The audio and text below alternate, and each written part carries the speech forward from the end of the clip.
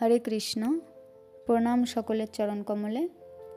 আজকে আমরা শ্রীল প্রভুপাদের একটা সুন্দর লীলা শ্রবণ করব। এই লীলাটা বলেছেন প্রভুপাদের একজন শিষ্য মধুদ্দেশ প্রভু। এই লীলাটা হলো শ্রীল প্রভুপাদ এবং তার বোনের সাথে। ভাই বোনের সম্পর্ক যে কত মধুর হয়, কত আনন্দের হয়, সেটা আমরা এই লীলাটা শ্রবণ করলে বুঝতে পারবো। শ্রীল প্রভুপাদ তো মধুদ্দেশ প্রভু বলছেন যে তিনি একবার প্রভুপাদের কক্ষে গিয়ে দেখেন যে সাদা শাড়ি পরে একজন মাতাজি বসে আছে প্রভুপাদের কক্ষে একটা কোণায়।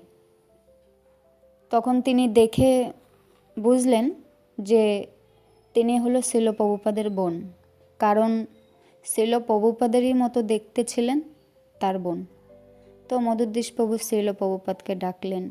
প্রভুপাদ আসলেন, এসে তার বোনের সাথে বাংলায় কথা বলছিলেন। তো মধুদ্দেশ প্রভু কিছু বুঝতে পারেননি। অনেকক্ষণ ধরে তাদের দুইজনের কথোপকথন হলো।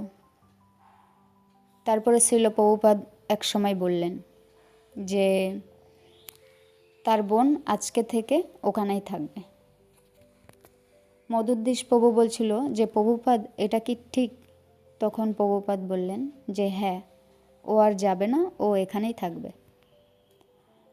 তো শ্রীল প্রভুপাদের বোন খুব সুন্দর রান্না করতেন। তিনি জানতেন যে প্রভুপাদ কী ধরনের রান্না পছন্দ করেন। তিনি প্রতিদিন রান্না করতেন, সাথে কচুরিও বানাতেন। তো তিনি প্রতিদিন রান্না করতেন এবং কচুরি প্রসাদও বানাতেন, এবং ওখানে যত ব্রহ্মচারী ছিল বা আরও যারা ছিল মন্দিরে, তারা প্রভুপাদের বোনের হাতে বানানো প্রসাদ পেতেন। বিশেষ করে কচুরি। এই কচুরি তিনি যেটা বানাতেন, ওখানে যারা ছিল বিদেশিরা, তারা সেরকম কচুরি খেতে অভ্যস্ত ছিলেন না। তো প্রভুপাদের বোন তাদেরকে দিত বানিয়ে, তারা পেত এবং খুব ভালো লাগতো তাদের। তো একদিন শ্রীল প্রভুপাদ দেখেন যে মঙ্গল আরতিতে কেউ আসেনি। তখন শ্রীল প্রভুপাদ জিজ্ঞাসা করলেন মধুদ্দেশ প্রভুকে যে কী ব্যাপার, কেউ মঙ্গল আরতিতে আসেনি কেন?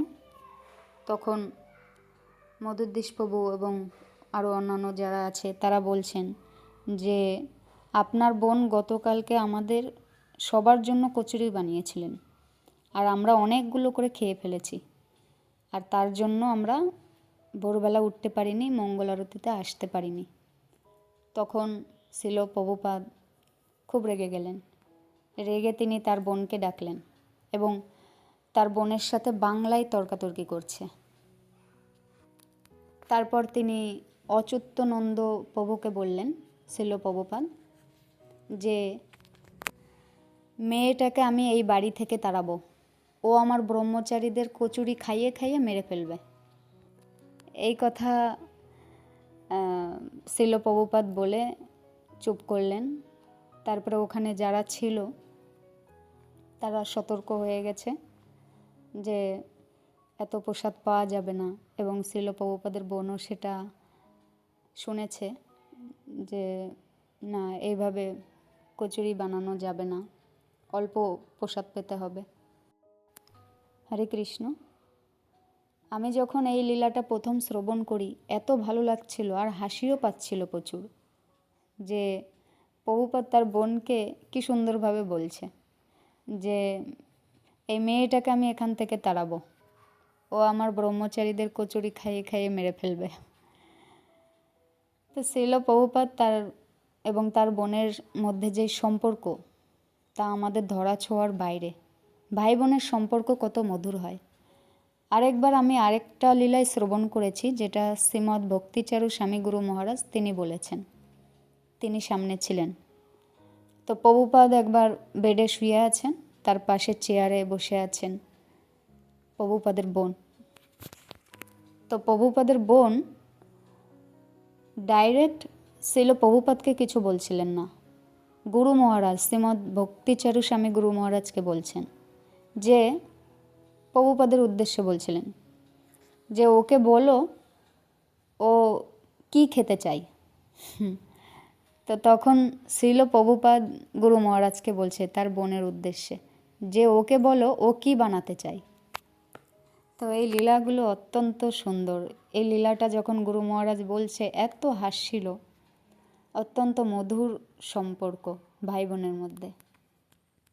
হরে কৃষ্ণ। জয় শ্রীল প্রভুপাদ।